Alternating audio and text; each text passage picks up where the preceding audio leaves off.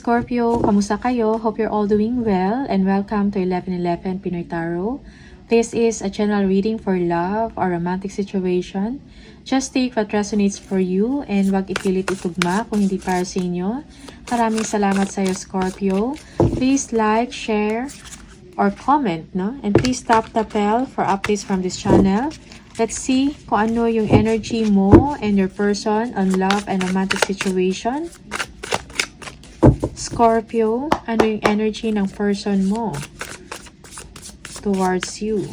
Love and romantic situation for Scorpio, ano yung energy ng person mo? The world.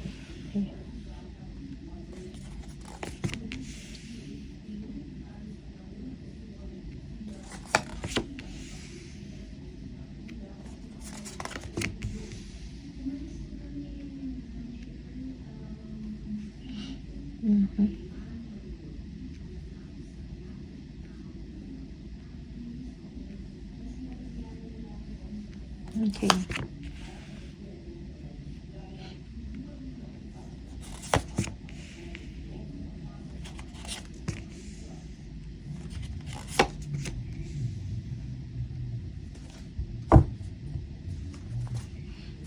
Okay.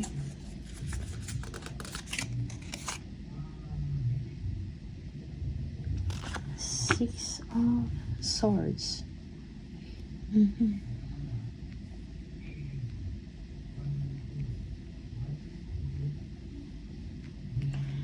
If you are in a relationship and parang nagkaroon ng problema, okay, gustong makipag-ayos ng person mo.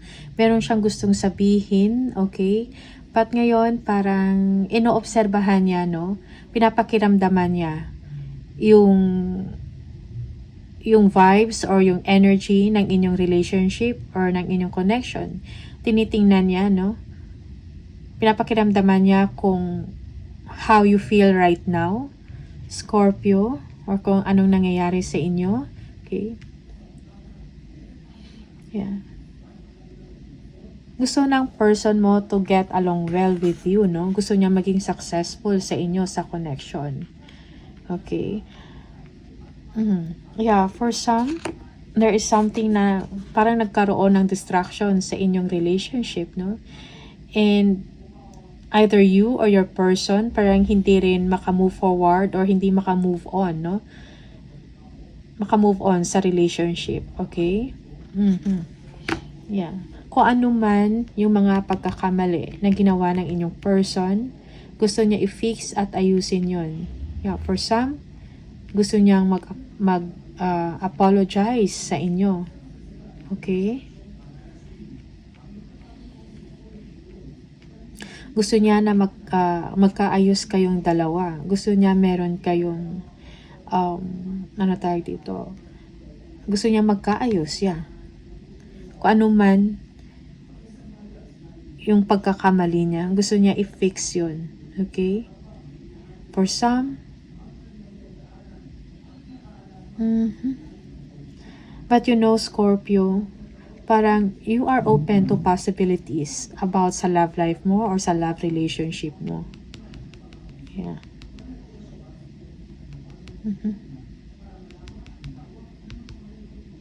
Okay. Ten of Wands, tingnan natin.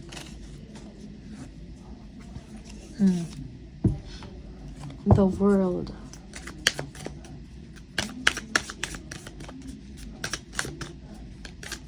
Yan. Para sa person mo, importante ang inyong relasyon or ang inyong connection, no? There is bonding, deep bonding, okay?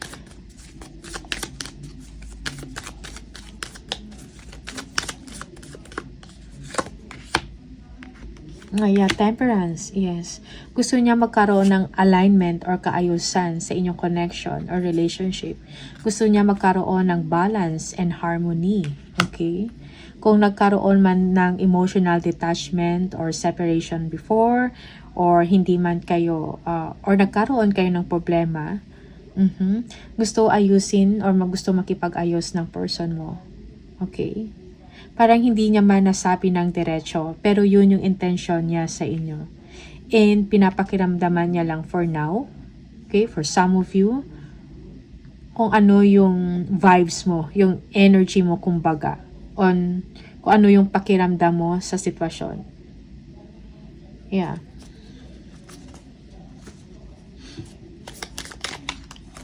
High Priestess. Yeah, Ace of Wands, see? So your person wants a new beginning pero hindi niya lang masabi, okay? Or hindi niya madiretso sa inyo. Okay?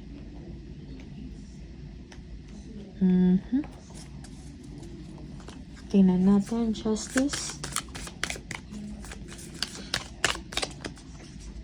For some of you, you are dealing with a Pisces. Okay. Libra. Aquarius.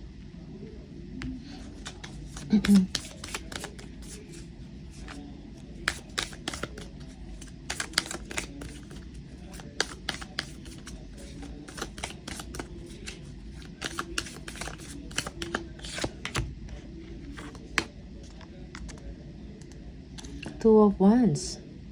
Yeah.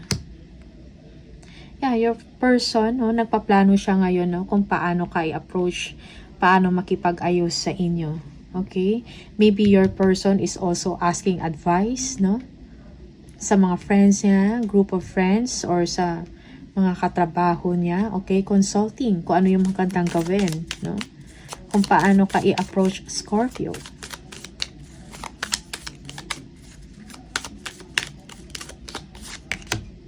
Yeah, Four of Wands, no? Yeah, gusto ng person mo na maging successful, no? Siya, sa kung ano man yung gagawin niya, na pakikipag-ayos or reconciliation with you. Yeah.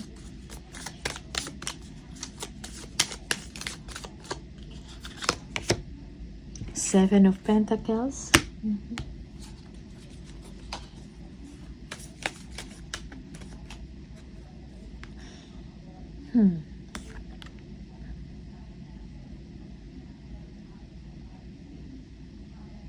Okay, for some of you, it's like parang slowly tinitingnan mo kung magkakaayos pa ba kayo, no? Scorpio, kung meron pa bang pag-asa or meron pa bang pupuntahan itong relationship, or ito ba ay pang long term or hindi. Okay, so parang tinitingnan mo din yung situation. So you still care for this person actually.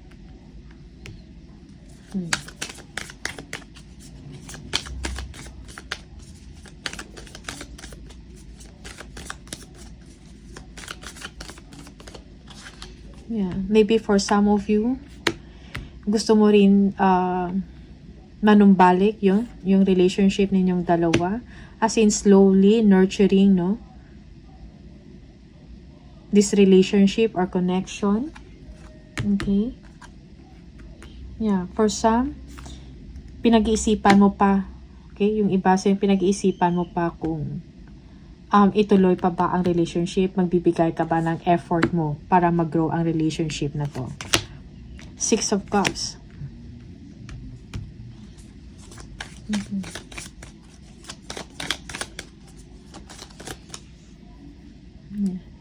Okay, so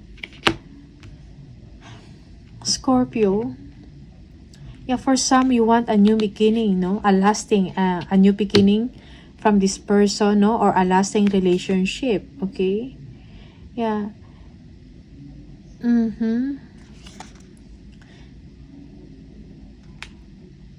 You are willing also na makipag-cooperate sa person na to. Gusto mo rin na magkaroon ng harmony in the relationship. Okay? This person is your soulmate, Scorpio.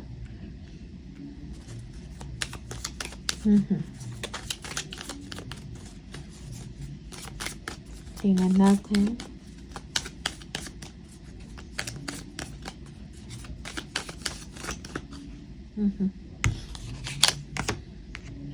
Queen of Swords. Okay.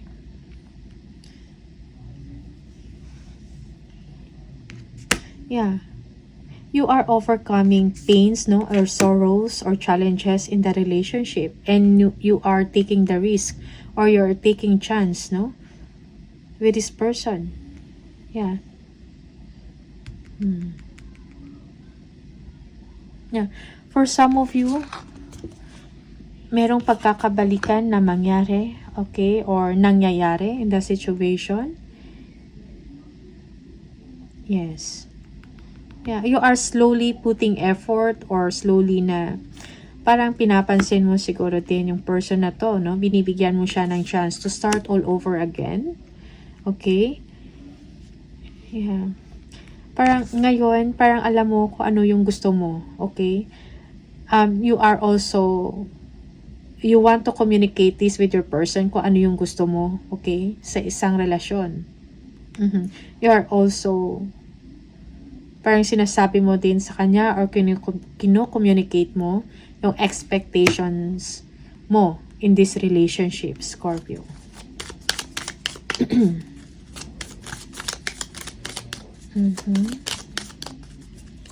Ten of Wands. Yeah, Ace of Pentacles. Again, starting, no? New beginning para sa inyong dalawa. Ace of Pentacles, starting all over again, no? You want to end the burden, no?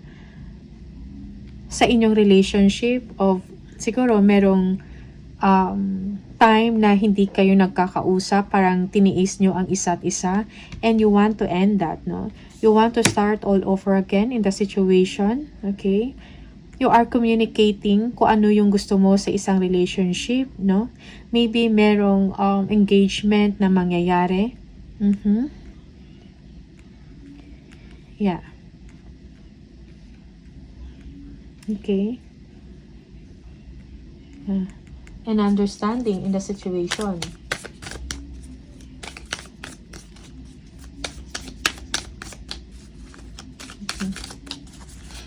Yeah.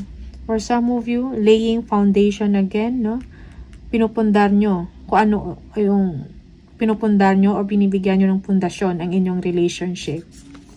Okay?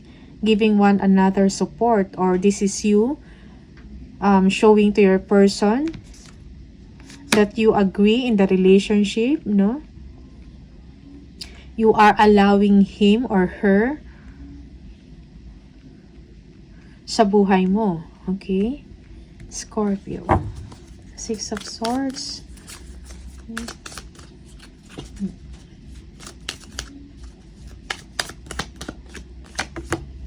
Yeah, the Hangman. Okay? Yeah. For some of you, merong pag-aantay na nangyayari, or you are not, ano tawag doon, nilelet go mo kung ano man tong mga expectations, no? Yeah. Parang gusto mo lang din kung ano yung, kung kayo. Okay? You are not pressuring the other person. You are letting go of expectations. Okay?